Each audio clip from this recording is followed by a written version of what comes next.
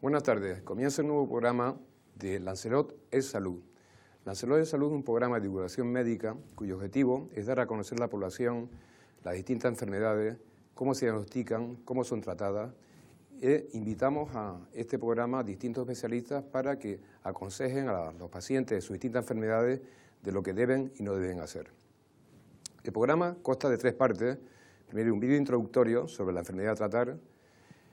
La segunda parte consiste en una serie de preguntas que entre el copresentador, el doctor Fernando Jiménez. Buenas tardes, doctor Jiménez. Buenas tardes, doctor Barona. El doctor Jiménez y yo mismo somos los que vamos a intentar que este programa pues llegue a ustedes con la mayor claridad. Y la tercera parte del programa consistirá, abriremos nuestros micrófonos a la población de Lanzarote para que al invitado que esté con nosotros pregunten cualquier tipo de pregunta sobre el tema a tratar. El tema de hoy va a ser la ansiedad. La ansiedad, como ustedes saben, es una emoción muy frecuente. No hay ninguna persona ni ningún animal que no haya sentido ansiedad en esta vida. Para ello hemos invitado a un gran médico. Para mí es un honor presentarlo, al doctor Julio Santiago. Buenas tardes, doctor Santiago. Buenas tardes. El doctor Julio Santiago me llama la atención porque en Lanzarote se conoce como don Julio, no como doctor Santiago, ¿no? Esto para mí supone un mérito, porque en Lanzarote cuando a alguien se le pone el apelativo de don, quiere decir que, bueno, pues es un señor que se ha ganado un prestigio en esta isla. De hecho, tal es así de que son 3 generaciones de conejeros que don Julio ha tratado en esta isla desde que llegó en el año 72. Entonces, una vez presentado nuestro invitado para mí especial, vamos a empezar con el vídeo introductorio sobre la ansiedad. ¿Es la ansiedad un problema médico? O mejor dicho, ¿cómo se sabe cuando la ansiedad es un problema médico? Todos nos sentimos ansiosos o nerviosos de vez en cuando. Eso es normal, pero sentirse extremadamente ansioso o preocupado la mayoría de los días durante 6 meses o más no es normal. Esto se llama trastorno de ansiedad generalizado. El trastorno de ansiedad generalizado es solo un tipo de trastorno de ansiedad. Existen otros, como el trastorno por estrés postraumático, el trastorno de pánico y las fobias. ¿Cuáles son los síntomas de la ansiedad grave o extrema? Las personas con ansiedad grave o extrema están muy preocupadas o con los nervios de punta gran parte del tiempo. Pueden tener problemas para dormir u olvidarse de cosas. Además, pueden tener síntomas físicos. Por ejemplo, las personas con ansiedad grave a menudo se sienten muy cansadas y tienen los músculos tensos. Incluso algunos tienen dolor de estómago o sienten opresión en el pecho. Consulte a un médico o enfermo si piensa que estás más ansioso de lo normal y si se pone muy ansioso acerca de cosas que otras personas pueden manejar más fácilmente. Algunos de los tratamientos de la ansiedad son la psicoterapia y las médicas. Ahora, en Lancelot es Salud, el especialista invitado les aclarará todo lo que usted debe saber sobre la ansiedad, un problema común que a veces se puede convertir en una enfermedad. Muy bien, después de este vídeo introductorio, a mí me gustaría preguntarle a don Julio, ¿qué es la ansiedad? La ansiedad en realidad es una emoción, es un componente normal del ser humano y además beneficioso para él porque le sirve de sistema de alerta, le avisa de determinadas cosas. Lo que pasa es que, como el resto de las funciones que tiene el ser humano, la ansiedad puede estropearse y dejar de ser beneficioso y empezar a ser un incordio, porque puede, si se altera, si se trastorna, por eso la patología se llama trastorno por ansiedad, si se altera, entonces puede llegar a producir un mal funcionamiento general que puede interferir con la función de todos los órganos y sistemas del cuerpo. Y desde luego, aparte de eso, ser extraordinariamente molesto para el que lo padece, porque es una de las enfermedades más angustiosas y más desagradables y que más sufrimiento puede producir. Bueno, decirte que decía Balzac que el amor es la poesía de los sentidos. El amor nuestro es la divulgación sanitaria y estamos tratando con el doctor Santiago un tema tan importante con la ansiedad, pero yo entiendo que deberíamos explicar también en qué se diferencia el estrés de la ansiedad y cómo funciona el estrés o cómo funciona la ansiedad. ¿Es lo mismo? ¿Las personas entienden lo mismo estrés que ansiedad? No es exactamente lo mismo, lo que pasa es que uno puede dar lugar a otro. El estrés es un estímulo que viene desde el exterior, ocasionando en nosotros una reacción. También se podría decir que el hecho de ser sensible al estrés es bueno, porque en realidad el ser humano lo que hace es responder ante unas circunstancias o ante una situación, responder reaccionando. Entonces, el estímulo que le hace reaccionar es el estrés. Pero también, como la ansiedad, puede el estrés ser excesivo, y puede ser excesivo porque es muy intenso o porque es muy mantenido en el tiempo y termina originando un agotamiento de la respuesta, de la capacidad de respuesta del ser humano. Entonces aparecen los trastornos por estrés o los trastornos por ansiedad, de los que estábamos hablando antes. Pero que ya digo, tanto la ansiedad como el estrés no son ni exactamente lo mismo, ni ninguno de ellos debe ser considerado como una cosa mala ni patológica. Las dos son buenas, siempre que no pasen una línea determinada. Entonces, don Julio, ¿cuándo podríamos considerar nosotros una persona, todos sentimos nervios alguna vez en nuestra vida, cuándo podemos esa persona decir, bueno, tengo que ir al médico de cabecera o tengo que ir a un psiquiatra porque yo creo que los nervios son excesivos para mí? ¿Cuándo una persona debe acudir a un médico o un psiquiatra por ansiedad? Es difícil de saber porque, claro, hay unos rasgos de personalidad, un componente en cada uno de nosotros, que a uno nos hace más vulnerables y más sensibles a padecer de determinadas patologías que a otros. Con la ansiedad pasa también eso. Hay algunas personas que con determinados factores estresantes de su alrededor, con estresores pequeños, ya llegan a padecer unos niveles de ansiedad desproporcionados que no pueden soportar. Entonces creen necesitar al médico o necesitar al especialista, cuando que en realidad deberían ser capaces de administrar, de gestionar y de superar esa carga de ansiedad por sí mismos. Por otra parte también está en el otro extremo la persona. Hoy día en esta sociedad nos hemos creado como la obligación de mantener un rol, de ser una persona siempre joven, siempre activo, siempre extraordinario, siempre potente, siempre... No, es decir, parece como que tenemos la obligación de ser algo así como un superhombre continuamente, un Superman. Entonces, cuando no reaccionamos así, la sociedad e incluso nosotros mismos nos hacemos sentir una sensación de fracaso, una sensación de incapacidad para afrontar la realidad de cada día. Entonces, muchas personas soportan unos estados de estrés o unos estados de una situación tan altamente patológica que puede producirle una enfermedad, una auténtica enfermedad, un trastorno por ansiedad, y sin embargo lo soportan sin consultar con nadie, creyendo como que es la obligación soportarlo, como que sería una vergüenza o una frustración o un fracaso el tener que consultarlo o el tener que compartirlo con alguien. Entonces, como ven, depende mucho del modo de ser de las personas. Pero desde luego lo que sí que está claro, también depende del problema que origine el exceso de ansiedad. Si el estresor, lógicamente, no es lo mismo que yo me sienta estresado o preocupado porque mañana tengo que hacer el examen de conducir, por ejemplo, que el estrés o la ansiedad o la angustia que puede producirme el hecho de que haya fallecido mi madre esta noche pasada. Evidentemente, parece como que en la respuesta emocional del ser humano siempre hay una proporción, hay una racionalidad. Entonces, hay algunas personas que por un hecho nimio, un factor estresante nimio, pues a lo mejor mantienen durante días y semanas y meses un estado de ansiedad que evidentemente aquello es desproporcionado. Suelen ser los demás los que se dan cuenta, son los amigos, los conocidos, los que se deciden a decirnos, oye, creo que deberías consultar porque esto que te pasa no es normal. La gente suele tener sentido común y darse cuenta. Esquemáticamente, doctor Santiago, entonces podríamos decir que hay dos tipos de trastornos por ansiedad, externos e internos. Totalmente. Y depende de qué tipo de origen. Totalmente. Hay algunos, antiguamente se pensaba, de hecho, cuando se hablaba de la neurosis, de la ansiedad, se le daba ese diagnóstico, porque se pensaba que todas las personas que padecían de un exceso de ansiedad era porque tenían algún defecto en su desarrollo como personas. Aquello que llamaban una neurosis, que en el desarrollo, en la evolución, durante el aprendizaje, la persona había fallado en alguna cosa o los acontecimientos a su alrededor la habían traumatizado de tal modo que la persona no había podido desarrollarse del todo. Y entonces, al no poder desarrollar todas sus funciones, terminaba fracasando ante el estrés de la vida diaria y entonces aparecía un trastorno por ansiedad. Pero hace bastante tiempo, en Congreso Internacional, precisamente, además fue una presentación de un equipo de trabajo australiano, que lógicamente se hizo famoso porque dio una nota de aviso que era completamente distinto a lo que se creía hasta entonces. Y es que descubrieron y demostraron, que incluso se demuestra científicamente con una infusión, con un suero, con una sustancia que se llama lactato, que se pueden provocar crisis de ansiedad incluso en personas que no estén sometidas a ningún estrés.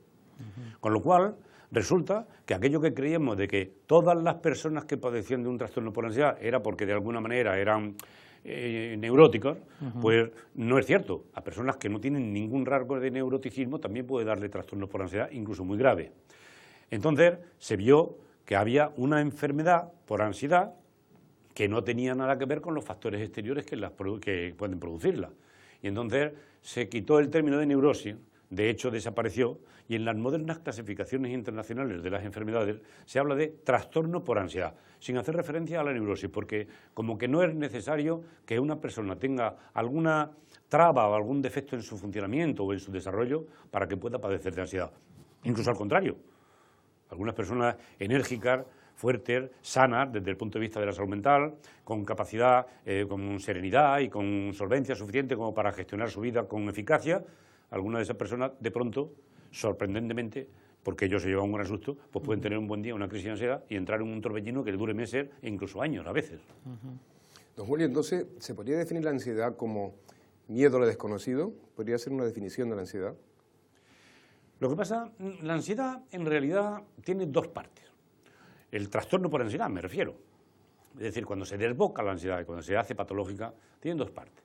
Una parte es una especie de sensación de impaciencia, de intranquilidad, antes decía el doctor Jiménez, de tensión, de falta de capacidad para concentrarse en lo que se está haciendo, inquietud, falta de capacidad de relajación, dificultades para dormir, para descansar, para desconectar, etcétera, etcétera. Algunas veces sensaciones que pueden ser interpretadas como la sensación de que se va a perder el control de sí mismo, o que se va a volver uno loco, o que se puede morir, incluso uno, ¿no?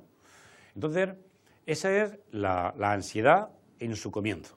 Lo que pasa que en el ser humano, cuando tiene esas sensaciones, claro, lógicamente se asusta, interpreta, al no saber a qué se debe, entonces aparece el miedo a lo desconocido que estaba hablando, ¿no? Entonces aparece en él algo sobreañadido, que es decir, bueno, si todas las personas que cuando estamos normales no sentimos ningún síntoma, yo que estoy sintiendo ahora tantos síntomas como siento y de tanta intensidad, debo estar gravemente enfermo.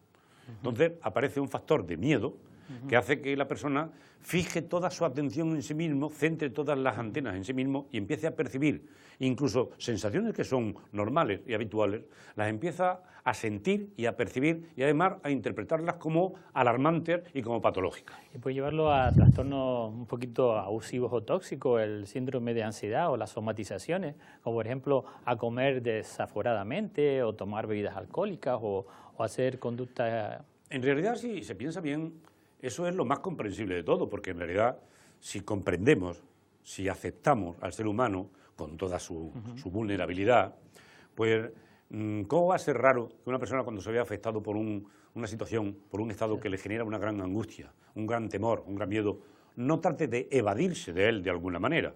Si conoce algún método para evadirse, no es raro que intente probarlo. Lo que pasa es que, claro, evidentemente, hay algunos métodos, las conductas de evitación, que se llama así, para tratar de evitar el tener que enfrentarse directamente contra la ansiedad. Algunas veces las conductas de evitación son peor el remedio que la enfermedad y terminan originando un jaleo entre la ansiedad inicial, el miedo posterior y el círculo vicioso que supone la ansiedad y las conductas alteradas y patológicas que esto produce, en el cual la persona puede quedarse enredado durante mucho tiempo. Porque la ansiedad en sí, los trastornos por ansiedad, teóricamente tendrían que ser breves, por su propia definición.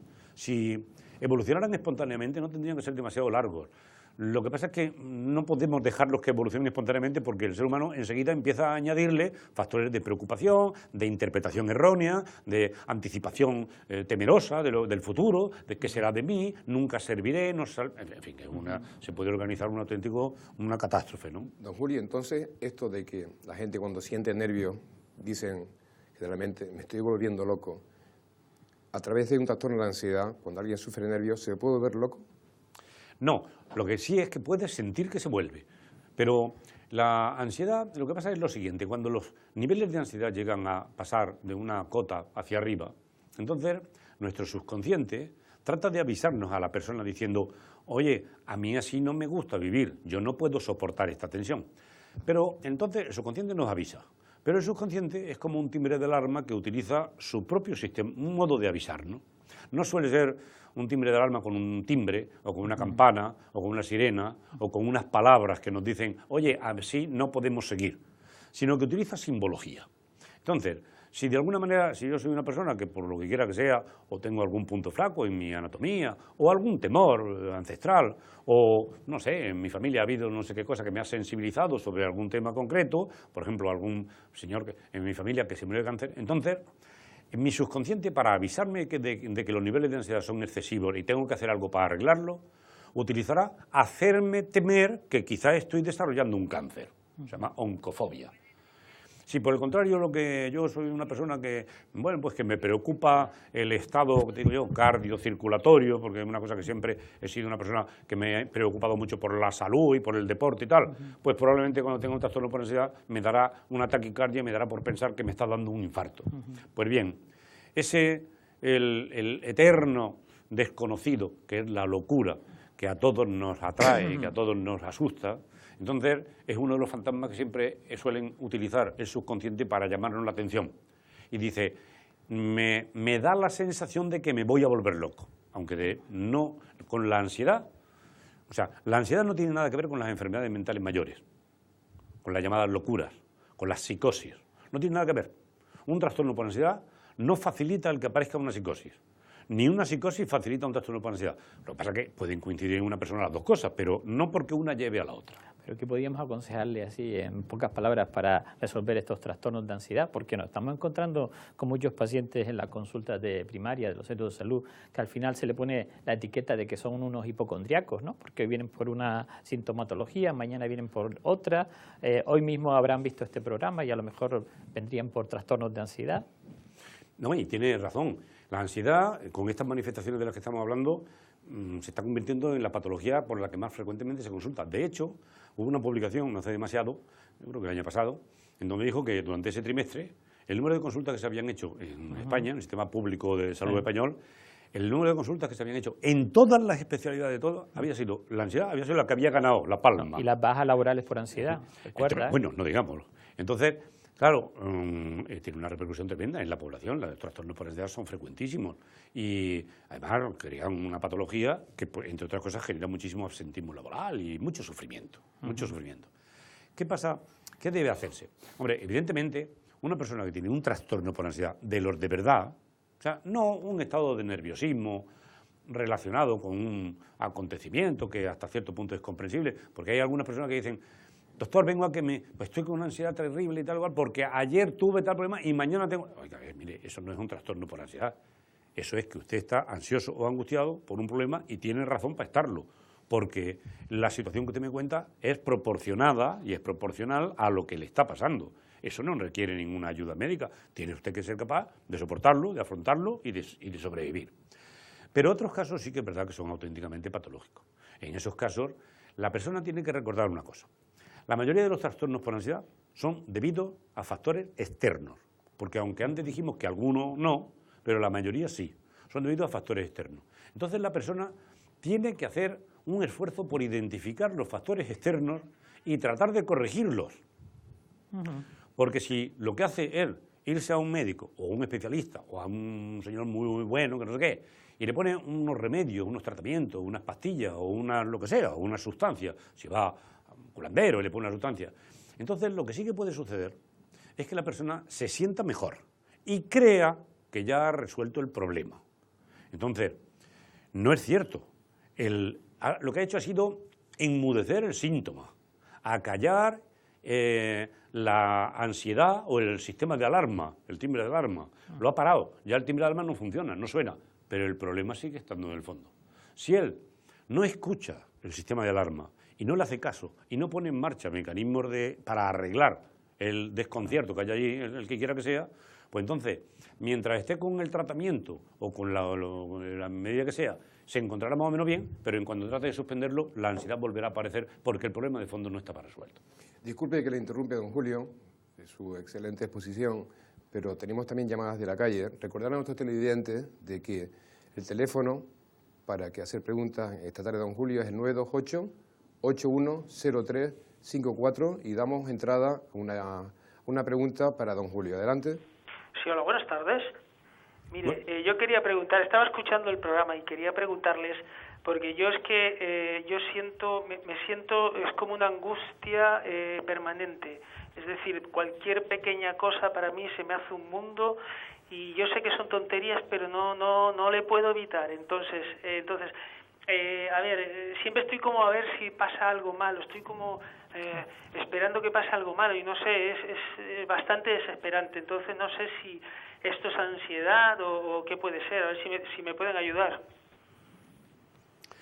Hay una definición por ahí que dice que para que una persona pueda ser diagnosticada de un trastorno por ansiedad tiene que tener esas sensaciones que usted está diciendo, pero además suele tener algún síntoma con el que se manifiesta la ansiedad, algún síntoma somático, porque la ansiedad, sepa usted que se manifiesta mucho con el cuerpo, es decir, en síntomas corporales. Y dice una clasificación por ahí que debería tener al menos 4 de estos síntomas que le voy a decir.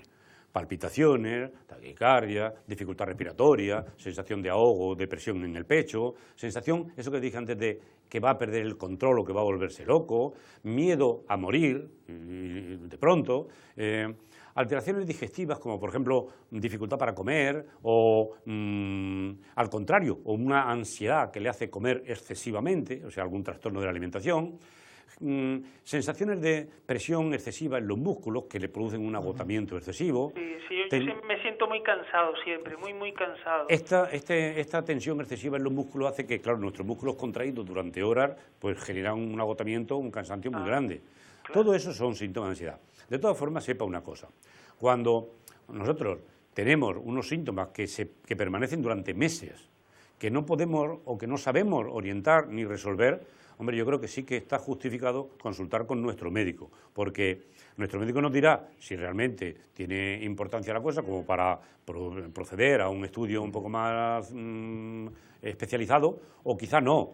Pero si lleva usted meses y meses con esos síntomas y usted solo no se apaña para orientarlos y para resolverlo, pues yo creo sinceramente que sí que está justificado que usted consulte por ello. Bueno, muchas gracias por la pregunta. Muchas gracias. Adiós. Muchas gracias. Adiós. Don Julio, hemos hablado de la ansiedad, bien y claro, pero a mí me gustaría saber cómo se trata la ansiedad. En caso de que a la consulta de un médico venga alguien con ansiedad, ¿cómo se trata hoy en día la ansiedad? Lo primero que hace falta es saber si esta ansiedad de este señor, o esta paciente, o esta señora, es una ansiedad reactiva, es decir, consecuencia de situaciones o de problemas exteriores, o si por el contrario es un trastorno endógeno, que podríamos decir, es decir, para entendernos, si viene de dentro, porque la orientación del diagnóstico tiene que ser completamente distinta. En el caso de que esa ansiedad significa, y es un aviso, de que algo sucede fuera de mí, y yo no lo afronto adecuadamente, o lo he afrontado adecuadamente, pero se me han agotado los recursos y ya no puedo más, en esos casos alguien tiene que ayudarme a encontrar dónde está el problema, a encontrar qué pasa con mi vida que no la estoy dirigiendo o gobernando, llevando de un modo adecuado, porque algunas veces, muy frecuentemente, por esas sensaciones que tenemos de cumplir con la obligación, con el deber, con el trabajo, con la familia, con los que hoy día queremos abarcar tantas cosas que vivimos en un grado continuo de estrés. Eso agota los mecanismos adaptativos y al final la persona se pone enfermo. Ese trastorno por ansiedad se llama trastorno adaptativo. Trastorno adaptativo ansioso, trastorno adaptativo mixto. Entonces, en esos casos hay que tratar de localizar al enemigo, ver cuál es la dinámica que se está llevando mal y resolverla, porque si no, al final eso explota por algún sitio. Don Julio, que me ha pasado y que tengo un par de pacientes con ese mismo problema y que van al tema laboral, ¿no? Que empiezan con una ansiedad y se encuentran a gusto dentro de la baja laboral, estén o no estén tratados. ¿Cómo podemos resolver ese problema que es personal y que tú sabes y que además es un problema social porque está ocasionando un problema a la empresa? Claro. En los casos estos que decíamos de que una persona tiene un trastorno adaptativo, es decir, un estado de ansiedad porque no puede con la situación que tiene. La situación de crisis laboral ya sabes cómo es. En este caso podría ser un problema laboral, entonces la persona pues, no puede soportar la situación en la que está. Entonces, esto sí que es un poco difícil. Ten en cuenta que en turismo se está trabajando por la misma jornada el doble. Ah, o sea, sí. Eso hay que dejarlo bien claro. Sí, la situación actual hace que la gente claro, además la gente está esforzándose por trabajar más y encima temerosos de que puedan despedirlo en cualquier momento porque como hay mucha demanda laboral, pues entonces, si él no puede, pues se podrá escoger a otro. Entonces, eso genera un estado de ansiedad importante. Entonces, la persona, claro, lo que pasa es lo siguiente, si esa persona lo único que hace al detectar que el problema fundamental suyo es un problema laboral, si lo único que hace es evadirse, evitar el problema con una baja, bueno, pues entonces, en el mismo momento en que ya no tiene el problema, ya se le ha quitado la ansiedad. Con lo cual, teóricamente, al minuto siguiente ya le podíamos dar el alta otra vez porque ya no tiene el trastorno por ansiedad.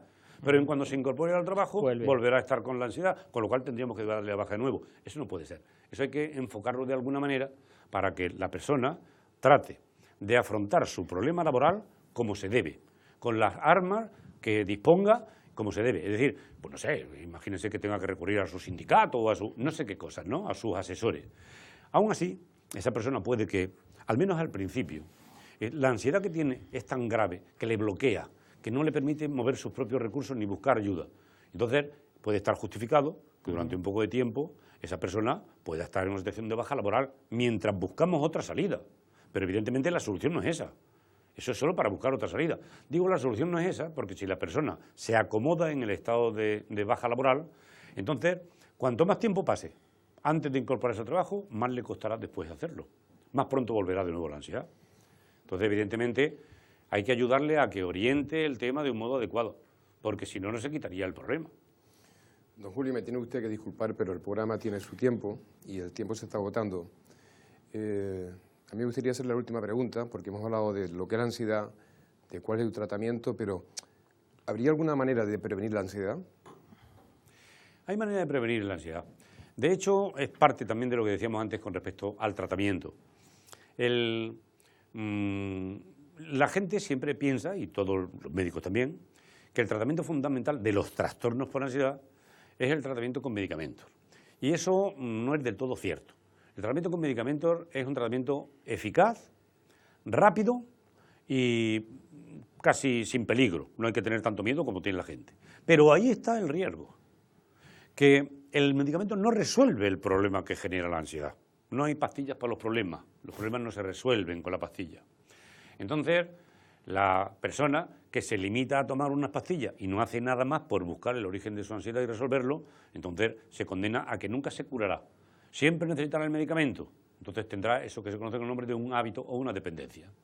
Pues bien, en la prevención de los trastornos por ansiedad, a veces ocurre que una persona, si sabe que está sometida a una tensión altamente estresante, por ejemplo, pasajera, imagínese usted que usted tiene su examen de su oposición para dentro de 3 meses y está en un estado de ansiedad tremendo que no le permite centrarse, ni hacer ni concentrarse, ni aprender, ni memorizar las cosas y tal. ¿Podría estar justificado que esa persona incluso haga un tratamiento o una psicoterapia o un ejercicio de relajación preventivo durante el tiempo ese que dure esa preparación de esa oposición? Hombre, podría estar justificado el hacer un tratamiento de modo preventivo, pero siempre que sea breve y que sepamos cuándo va a terminar. No puede ser el que una persona diga, bueno, yo como soy una persona más bien ansioso y como llevo una vida llena de trabajos y de estreses y de no sé qué, pues en general, yo como costumbre todas las mañanas cuando me despierto me tomo una pastillita para que no me suban los niveles de ansiedad. Mire, eso es peligroso y eso no se hace así. Eso no se hace así porque es una trampa, es un arma de doble filo. La persona lo que hace con eso es enmudecer sus sistemas de respuesta ante el estrés. Con lo cual, lo único que está haciendo es, en vez de hacer como hombre, sería como, por ejemplo, imagínese una persona que está flojito y que quiere llegar a ser fuerte. En vez de ir al gimnasio y de tal, lo que haría es decir, bueno, como yo soy un señor flojito, me quedo sentadito en mi sillón y allí me quedo quieto y así y no hago ejercicio. Claro, pero eso es una trampa porque cada vez estará más flojo. Cuanto menos ejercicio haga, más flojo estará.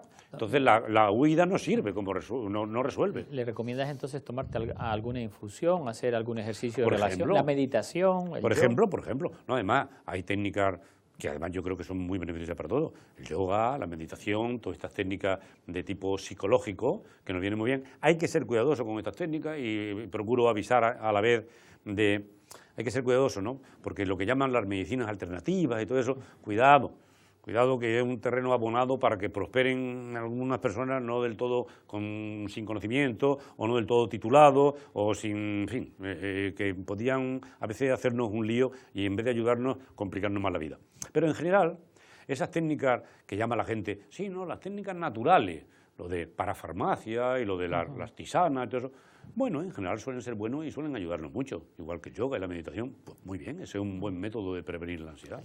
Siguiéndolo mucho, don Julio, doctor Julio Santiago, tenemos que despedirnos del programa porque ya el tiempo se nos ha acabado. Agradecerle de todo corazón su colaboración en este programa. Recordarle a los televidentes que este programa se emite en directo los martes de 5:30 a 6 y los domingos en diferido de 8:30 a 9. El próximo programa va a consistir en el tema del SIDA. Esperemos que poco a poco los televidentes se aficionen a este programa porque el objetivo es darles una información que de verdad creo que va a ser útil para ustedes. Sin más, buenas tardes.